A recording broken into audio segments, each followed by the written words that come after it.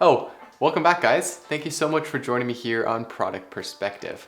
Now I'm talking about a monitor. A lot of you followers probably came from my previous monitor videos, but this monitor I've used for 3 years now. I've done a lot of video editing on it, probably hundreds of videos. Highly recommend it. Very affordable, high quality, it's gonna last you, and I'll tell you why right after this.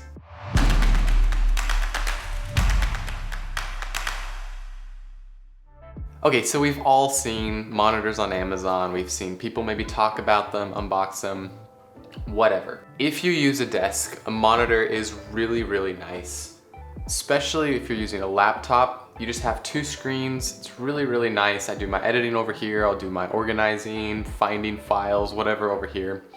And the 27-inch, I've come to find, is probably the best size. There's a lot of different sizes. There's 24 inches, there's 26 inches, there's 32. I mean, they get really big. And compared to my 15-inch MacBook Pro right here, this fits really well. Now, if you have a smaller MacBook, I still think this is just a good size.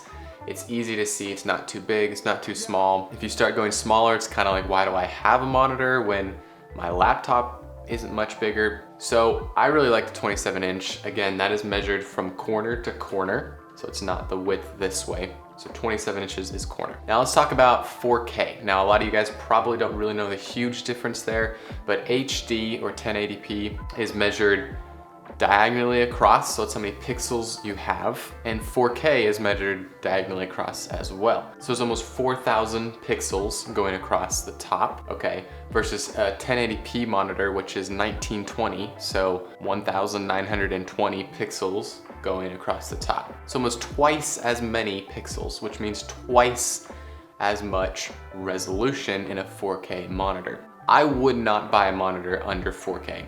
Why? Well, I had a 1080p and HD monitor, and I quickly realized that's not gonna work for me. Very pixelated. You could see it. Say, this is my fiance right here and me.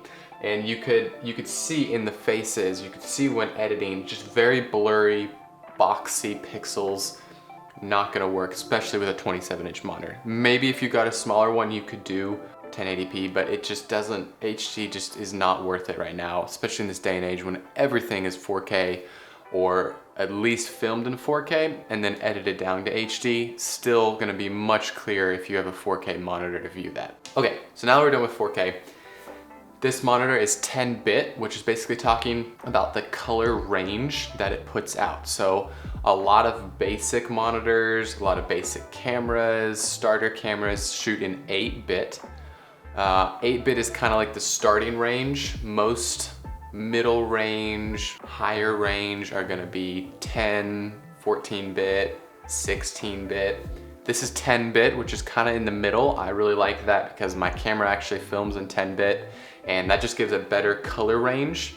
You don't get a lot of bars or shadows that are weird because it can't put out that color. So 10-bit is very good. As far as price, this is $219 on Amazon. And again, I'll have the link down in the description.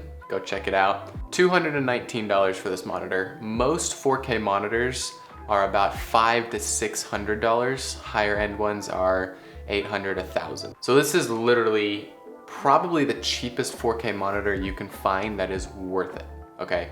Literally $219, a lot of great reviews. It's lasted me almost 4 years, and I really like this. It's easy to connect with other monitors, dual monitor. You can set this right up as it's a secondary or as the primary monitor for your laptop, whatever. It's got 2 HDMI ports on the back and a display port. The controlling for moving this around, adjusting settings, is a little knob on the back, a little joystick. You can either click it in, hit it side to side or up and down, and that'll just give you, you can adjust your brightness there, you can adjust your different color effects here. Off is usually the best for me, and it almost perfectly matches my MacBook Pro color. It's maybe a tiny bit warmer, which you might be able to see in the video here.